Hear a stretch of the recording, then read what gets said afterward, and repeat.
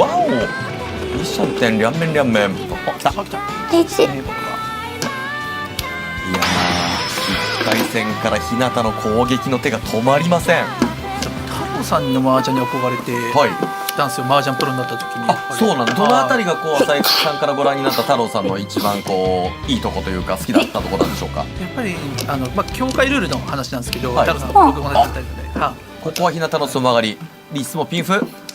1300、2600。プラドラ1枚大きい1300、2600の相撲上がりとなりました。